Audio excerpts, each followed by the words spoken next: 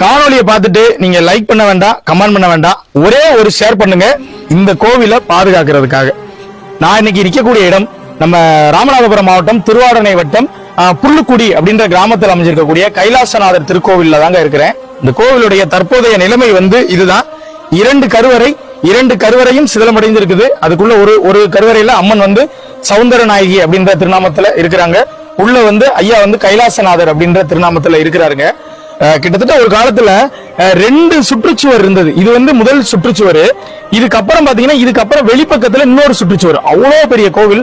இந்த கோவிலுடைய நிலம் மட்டும் பாத்தீங்கன்னா கிட்டத்தட்ட ஒரு 12 ஏக்கர் நிலப்பரப்புல விரிஞ்ச ஒரு சிவன் கோவிலா இருந்திருக்கு அந்த காலத்துல, பாண்டியர்களோட காலத்துல.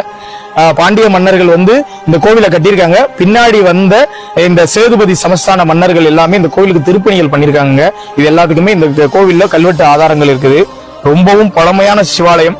ஆனா பெரிதளவுல யாருக்குமே தெரியலைங்க. தெரியாத சிவாலயங்களை தெரியப்படுத்துறது தான் நம்மளுடைய ஒரு நோக்கம்.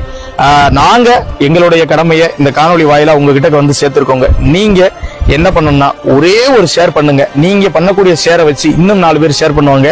வெளி உலகத்துக்கு இந்த கோவில் தெரியப்படும். நிச்சயம் பாத்தீங்கன்னா அது அரசாங்க பார்வைக்கு விழுந்து இந்த கோவிலுக்கு ஒரு குடமுழுக்கு கூடிய விரைவில் நடைபெறுங்க. இது ஒண்ணுதான். அதனால காணொலியோட தொடக்கத்தில் நான் சொன்ன மாதிரி தான், ஷேர் மட்டும் பண்ணுங்க. நீங்க லைக்கோ கமெண்டோ எதுவுமே பண்ண வேண்டாம், ஷேர் மட்டும் பண்ணுங்க இந்த சாமிக்காக.